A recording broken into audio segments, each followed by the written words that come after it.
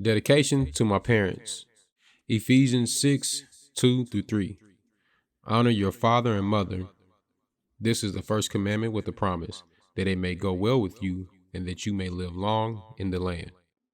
With this book, I wanted to make sure I did something to honor my parents, to make sure I honor God, because through them, God made me.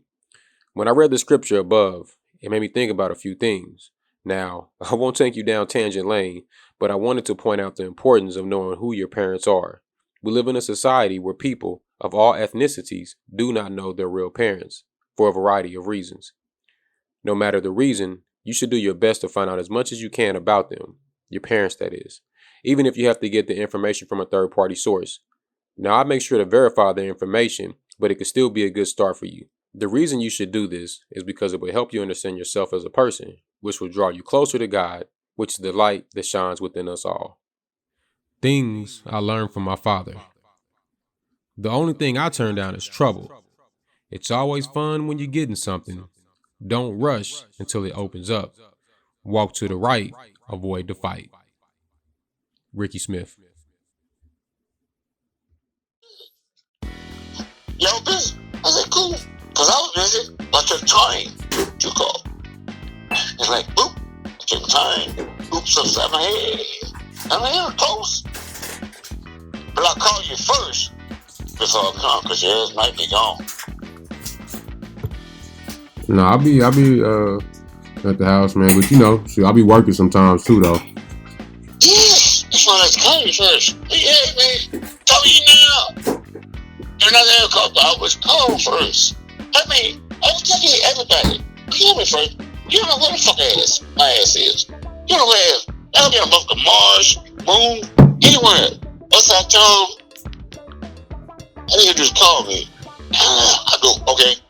Especially somewhere that I need to leave. If people around me, talk. Oh, hey, I gotta go. Boom. You make sure I'm gone. Like Zoom.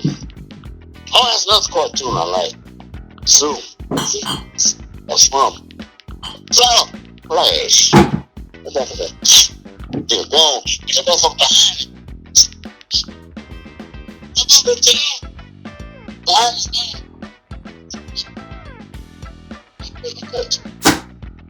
I remember that cartoon.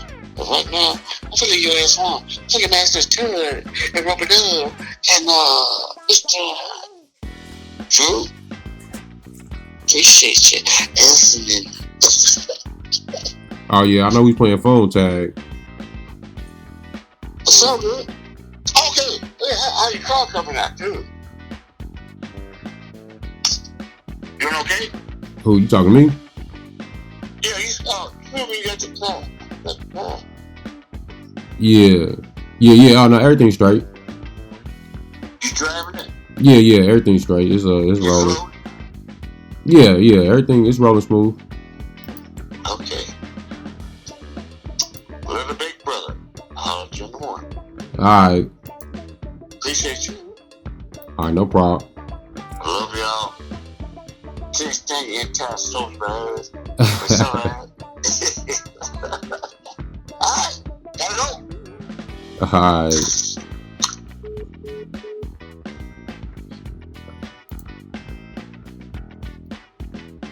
As a child, I didn't have a relationship with my father, but I was fortunate enough to have 3 uncles and 2 older cousins who were essentially like uncles. From these men, I was able to establish a connection with myself as a man in the form of examples of what I could be as a man. I don't recall much about my father before I met him, and I never really had a desire to be around him, as fathers were something I wasn't familiar with at the time. To me, it was all non-existent. Now, my relationship with my father is a little different. I met him when I was about 10 or 11. We spoke over the phone briefly, and I eventually got to meet him.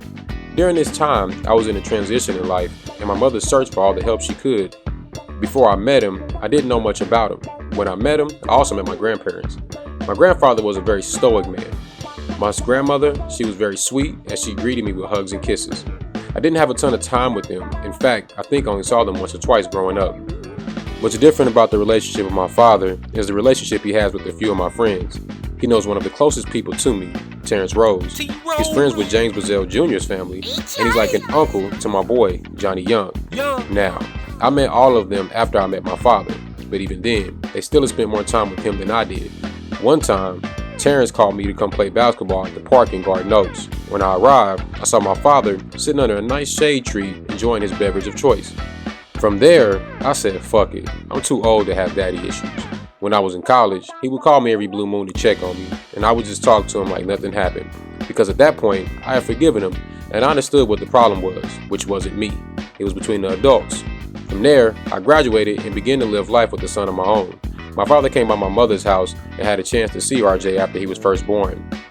Since I never knew much about my father, I would have to go off of information from people that knew him. My friends that know him say nothing but good things about him, for the most part at least.